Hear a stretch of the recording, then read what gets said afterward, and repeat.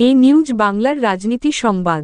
যশোর এক শার্শা সংসদীয় আসনে তরুণ প্রজন্মের ভোটারদের সাথে মতবিনিময় করেছেন বিএনপির মনোনয়ন প্রত্যাশী আবুল হাসান জহির।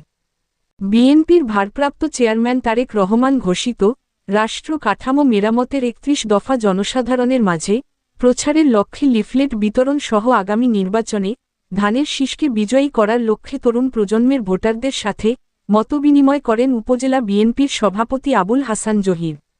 শনিবার সকাল ১১টায় শার্শা উপজেলার নাভারণ বিএনপির দলীয় কার্যালয়ের সামনে এই মতবিনিময় ও আলোচনা সভা অনুষ্ঠিত হয়।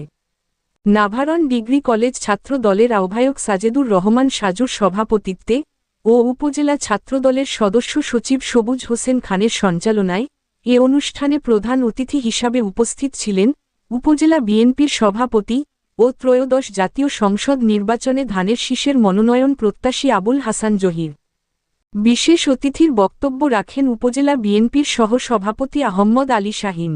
এই সময় উপস্থিত ছিলেন উপজেলা বিএনপির যুগ্ম সাধারণ সম্পাদক প্রভাষক মামুনুর রশিদ, মৎস্যজীবী দলের আহ্বায়ক সোহরাব হোসেন, জেলা শ্রমিক দলের সাংগঠনিক সম্পাদক সিরাজুল ইসলাম, উপজেলা যুবদলের যুগ্ম আহ্বায়ক আব্দুর রশিদ, স্বেচ্ছাসেবক দলের সিনিয়র যুগ্ম আহ্বায়ক ওয়াসি উদ্দিন, তরুণ ভোটার নীরব হাসান শান্ত, ফয়সাল হাসান, আবু সোহেল, রুবেল হাসান, জসিম উদ্দিন, আরিফ হোসেন তাজ ও রানা আহমেদ প্রমুখ।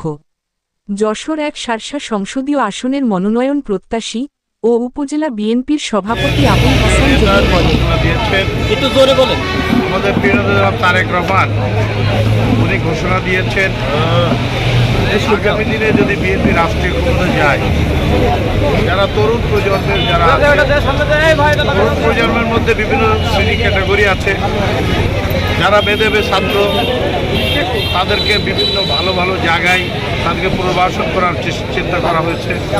তরুণের ভিতরে যারা তরুণ যুবক যারা বেকার, এই তরুণের মধ্যে তাদেরকে বেকার ভাতা প্লাস তাদেরকে কর্মসংস্থানের ব্যবস্থার কথা আমাদের প্রিয় নেতা চিন্তা করেছে এবং এই তরুণদের আগামীতে তারা যাতে তাদের মেধাকে যথাযথভাবে কাজে লাগাতে পারে সেভাবে শিক্ষার ব্যবস্থাকে সেভাবে উন্নত করার চিন্তা করা হচ্ছে এবং এই তরুণ সমাজকে দিয়েই দেশ সামগ্রিকভাবে যাতে ভালোভাবে পরিচালিত হয় সেই জন্য আমাদের তারেক সাহেব বিভিন্ন পদক্ষেপ উনি গ্রহণ করেছেন এবং অনেক মেধাবী ছাত্রদেরকে প্রয়োজনে বিভিন্ন ইয়ের উপরে ট্রেনিং দিয়ে তাদেরকে প্রশিক্ষিত করে সেগুলো কাজে লাগানো হবে রাষ্ট্রের জন্য।